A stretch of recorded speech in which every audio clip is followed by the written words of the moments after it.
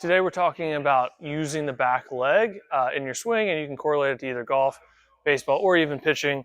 Being able to corkscrew in that back leg and then get out of that back hip. So what we mean by that is being able to get hip extension and rotation at the same time. Pablo will speak to the specifics of the motion. From my end, I think this is where sports specificity gets too much down a rabbit hole that has to be absolutely perfect. When I look at athletes, I want them to be able to do certain things, get into their back leg, get out of their back leg, be explosive. So it'll be a little bit different, but Pablo will go into more explanation of exactly what we want in the swing. So as far as the jump goes, we want to just be, one exercise we really like is the resisted lateral bound. So we'll be loading up on our back leg here. I have just a little bit of tension here so that when I go to load, it's not pulling me over. We don't want the hip swaying back. That's a big no-no. We want to feel ourselves turn, corkscrew into that, and then be able to jump up and out of that motion.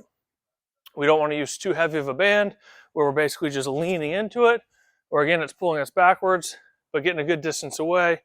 Load up here, we should be getting the internal rotation, pressures on the inside of the foot, and from there, we're able to push up and out of that hip.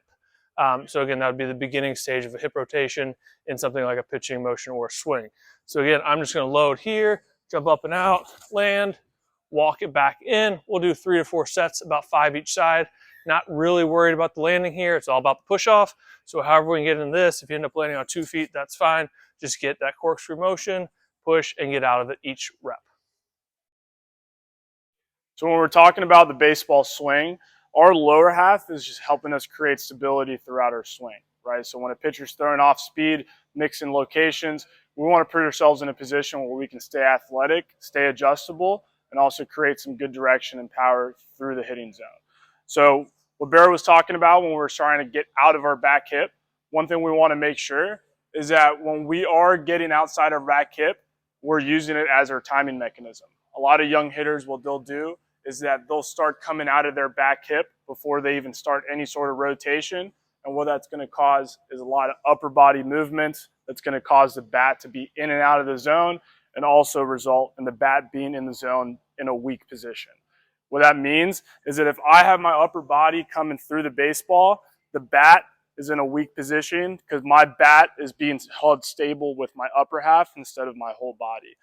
So one thing that we always talk about is when we get into that internal rotation inside our back leg, we want to make sure that during our positive move, no matter how big or how small, we have guys that hit with a really wide base. We have guys that hit with a really narrow base. But the most important thing is being able to hold that internal rotation throughout their positive move so that their timing mechanism, which is their rotation with their hips and with their pelvis, is timed up for when they want to swing. So one thing that we use is a sliding board, and all this is going to help me do is give me some feedback on if I'm creating any directional movement towards the pitcher.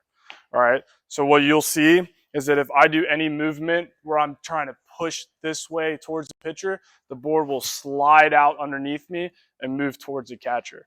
So what I want to make sure I do is when I'm going through my positive move, that board is standing still, which is going to help create more stability with my lower half and allow me to then rotate my backside through the baseball.